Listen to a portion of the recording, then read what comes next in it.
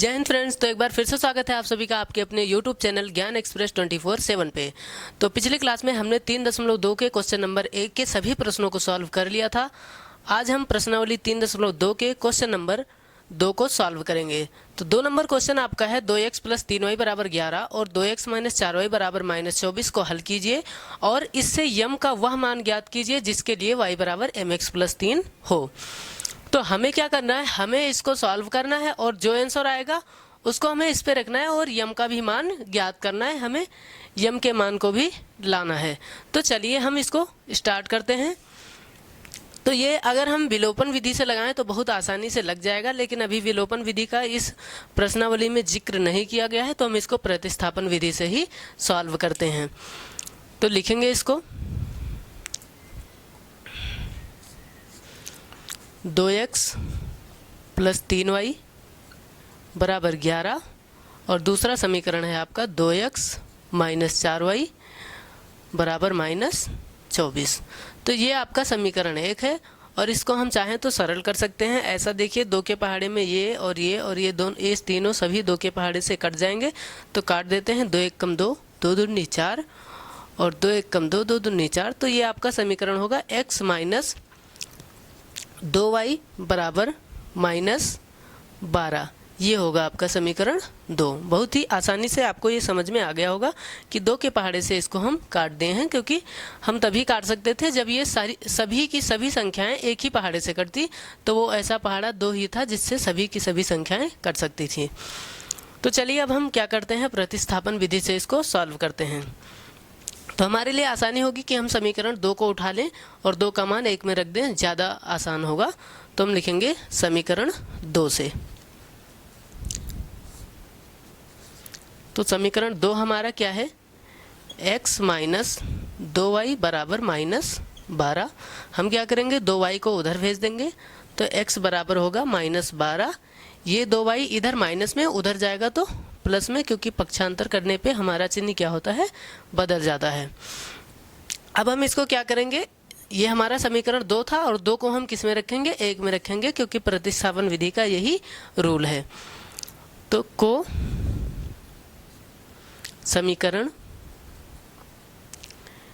1 में प्रतिस्थापित करने पर, चाहे रखने पर, आप कुछ भी लिख सकते हो, प्रतिस्थापित करने पर। तो चलिए अब हम इसको प्रतिस्थापित कर देते हैं। हमारा समीकरण 1 क्या है, तो 1 है 2x + 3y = 11। अब हम क्या करेंगे, एक बार फिर से इसको लिख लेते हैं 2, और x की जगह हम क्या लिख देंगे, तो x की जगह हम ये पूरा लिख देंगे, यानी -12 + 2y। इतना आपको समझ में आ गया होगा कि 2 था तो 2 और x की जगह हमने ये पूरा रख दिया, x का मान, प्लस जो है जैसा उसी को वैसा लिख देंगे, 3y = 11। गुणा करेंगे तो 12 दूना कितना होगा, तो ये होगा 24। चिन्ह आपका जैसा है वैसे ही माइनस, और यहाँ प्लस है तो 2 दूनी 4y, फिर प्लस 3y = 11। तो आप यहाँ 3 से मत गुणा कर दीजिएगा कि 2 को 3 से गुणा कर दें, क्योंकि जो ब्रैकेट में उसी को गुणा करेंगे। प्लस के बाद हमारा पार्ट ये अलग हो चुका है, ये पार्ट अलग है, ये पार्ट अलग है, तो इसको हम गुणा करेंगे तो 12 दूना 24, माइनस है तो माइनस, फिर प्लस है तो प्लस, और 2 दूनी 4y। अब 4y और 3y को अगर हम जोड़ दें तो टोटल कितना होगा, 7y होगा, और 11, ये -24 इधर है, उधर जाएगा तो +24 हो जाएगा, क्योंकि पक्षांतर करने पे चिन्ह क्या होती है, बदल जाती है। तो इसको अगर हम जोड़ दें तो ये होगा 7y = 35। यही तो होगा। अगर हम 24 में 11 जोड़ दें तो 35 होगा। तो 7 आपका बटे में चला जाएगा, तो ये क्या होगा, y = 35/7। तो 7 बचे 35, यानी y बराबर आपका कितना आ गया, 5 आ गया। एक आपका आंसर आ चुका है। अब हम क्या करेंगे, हम y का मान किस में रख देंगे, चाहे 1 में रख दें चाहे 2 में। तो 2 हमारा देखिए सिंपल है, इसी में रख देते हैं, आसान होगा। तो यहाँ पर हम लिखेंगे y का मान समीकरण 2 में रखने पर। तो देखिए हम समीकरण 2 में इसको रख देते हैं। समीकरण 2 हमारा क्या है, तो है x माइनस 2y बराबर -12।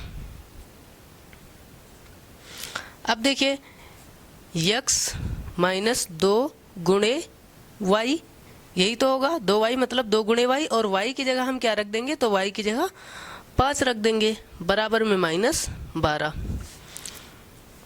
तो ये क्या होगा, x माइनस 2 पंचे 10 बराबर में -12। तो अब ये क्या होगा, x बराबर आपका होगा -12, ये इधर -10 है, उधर जाएगा तो +10 हो जाएगा। तो x बराबर -12 में से 10 जाएगा तो कितना बचेगा, -2, क्योंकि जो बड़ा होता है उसी के आगे की चिन्ह लिखते हैं, और चिन्ह एक जैसी नहीं होती तो घटा लेते हैं। देखिए चिन्ह एक जैसी नहीं थी, इसका प्लस था इसका माइनस था, दोनों का माइनस होता तब भी जुड़ता, दोनों का प्लस होता तब भी जुड़ता, लेकिन अगर चिन्ह मतलब उल्टा रहती है, जैसे कि अपोजिट रहती है, एक माइनस एक प्लस, तो घटेगा और चिन्ह उसकी लिखेंगे जो सबसे बड़ा होगा। तो 12 बड़ा था, 12 के आगे माइनस था, तो यहाँ माइनस। तो आपका आंसर जो आया वो क्या आया, x बराबर -2 और y बराबर 5। तो ये तो आपका हो गया एक आंसर। लेकिन इसने आपसे पूछा कि यम का मान बताइए, तो हम यम का मान ज्ञात करते हैं, और यम के लिए हमें कंडीशन दी गई है, तो यहाँ लिखेंगे y बराबर mx प्लस 3 दी गई है, तो लिखेंगे m के लिए क्या है, y बराबर mx प्लस 3। y की जगह क्या रखेंगे, तो 5 रखेंगे, m गुणे x, क्योंकि यहाँ mx मतलब m गुणे x, और x की जगह हम क्या रखेंगे, तो -2, तो यहाँ रख देंगे -2, एक ब्रैकेट में कर देते हैं, प्लस 3।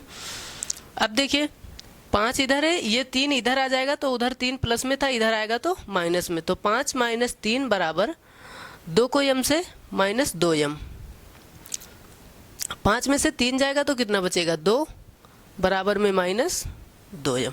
यानी कि अगर इसको हम ऐसा लिख लें, पहले इसको -2m बराबर 2 ऐसा भी लिख सकते हैं, तो 2 जाएगा बटे में, तो m बराबर हो जाएगा 2, और ये माइनस सहित जाएगा तो यहाँ माइनस लग जाएगा, 2 1 कम 2, तो m बराबर कितना आया, -1। तो आपका m का मान जो आया है वो m बराबर -1 आया है।